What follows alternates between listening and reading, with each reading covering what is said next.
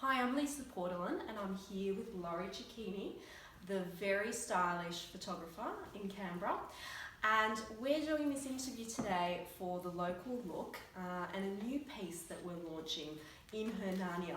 So we're taking a look at local women in Canberra and their wardrobe. So it's a little bit voyeuristic. We like to get in there and see what they've got in their wardrobe and in those drawers. And it's also a bit of a piece around anti-consumerism, because so many people have wardrobes that tell a story and that they've collected pieces over time which mean a lot to them.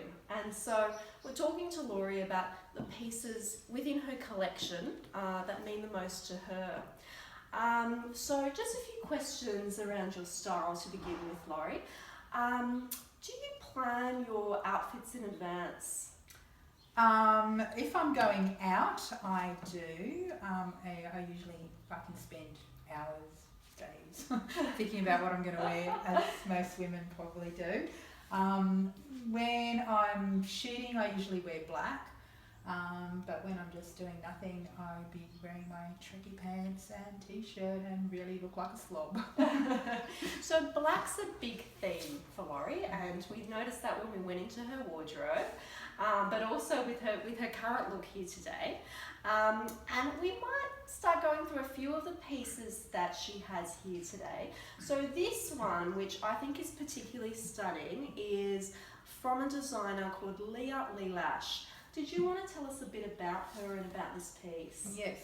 Okay. So Leah's from Newcastle, and this piece was inspired.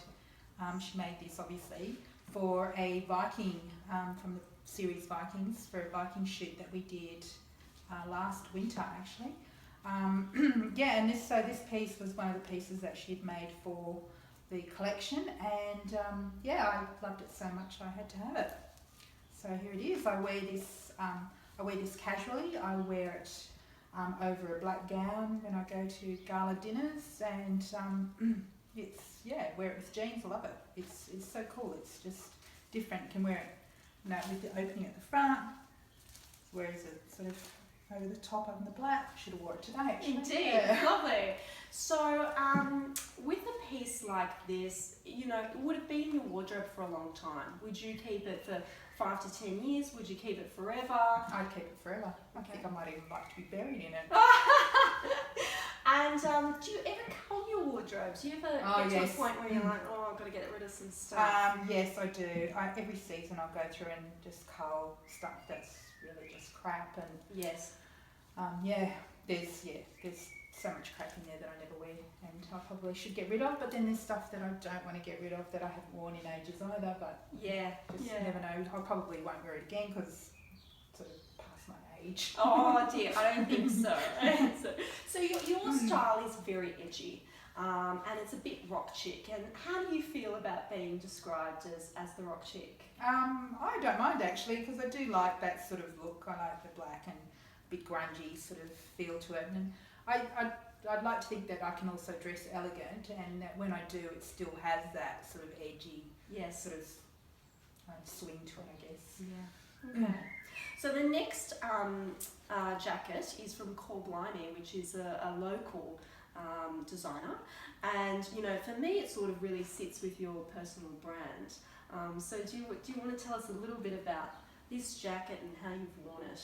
Yeah, so I guess the real sort of problem with my job as a fashion photographer is that I often photograph people wearing the designer clothes, and then I have to have it. So this is a case again. I had photographed a series for a publication, and the launch of that publication, one of the people who I had photographed was wearing this designer top. So a little jacket, if you like, it's like a little vest, and so I approached the designer and said, I need to have this. It's lovely. Again, another acquisition. It's completely stunning. It's beautiful. It's very cool. And down here, I'm just going to bring these up. Now, I am partial myself to a little bit of zebra print and a little bit of leopard print. I don't think you can go wrong with that. No, you've got to have the leopard print and zebras. So this is a pair that we plucked out from your wardrobe, and we should do that actually. What story can you tell behind this one? Are they a pair that you wear often? Well, maybe not as often as I should, but these particular shoes just remind me of a time that I'd gone out one night with the girls, and I think it was a burlesque event that we'd gone to, and one of my friends who I also work with, we had a photograph together, and I guess it's just every time I see these shoes, I think about that time and the photograph that we had together, being cool chicks, sitting there with our leathers and zippers. I love it. So as Laurie mentioned, she's a fashion photographer, and she has won over 30 awards for her photography. If you haven't seen one of Laurie's photographs, I would be surprised. She's also been featured in Italian Vogue, and so a real stellar career. But it's sort of the calling came to you a little bit later on in life. And what would you say to other women who are not at the point yet where they're happy with their career and they're still looking for that passion but might think it's too late? No, I don't think it's ever too late. In fact, I went through this is my third career, and I'd spent years trying to decide what it was that I wanted to do when I grew up.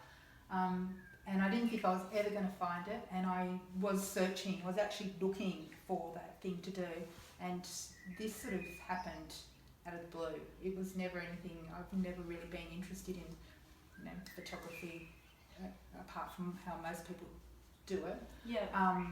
But yeah, it sort of came as an accident, and then when I started studying, I threw myself in the deep end in a genre that I didn't think I was ever going to be a part of. Fashion is something that, it's not something that you can do quite easily, and it's not something that most people would choose either. Landscape photography is the first choice because you don't have to speak to anyone. Yes. And you can take your time, and you're not disappointing anyone because you're just there on your own. But working in the fashion industry, there's always a huge group of people, and so there's always that element of chaos. Yes, yeah. So, and do you like that sort of energy? Do you like that vibe? Oh yes, yeah. Look, I don't like pressure, but I work best when I'm under pressure. Oh, nice. Yeah, so I enjoy the vibe of it. Yeah. And so I've read a few articles on Laurie, and I know that she's inspired by a lot of different artists, including the Italian artist Caravaggio.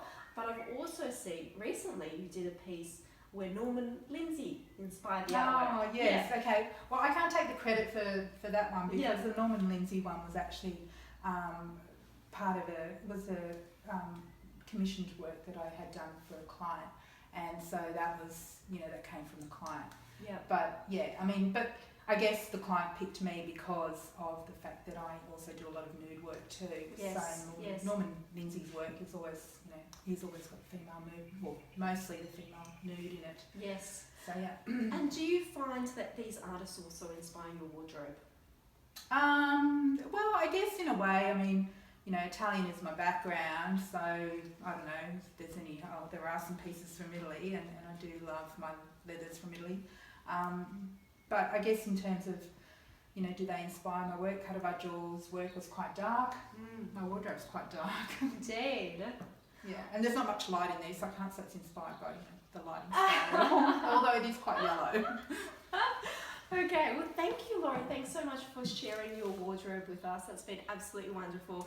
We're going to do a piece like this for every edition of the local look, and we're going to be looking into various wardrobes, into her Narnia, to check out some great pieces and also to hear stories from different Canberra women. And we'd love to thank you, Laurie. It's been lovely to speak to you today. Thank you. Thank you.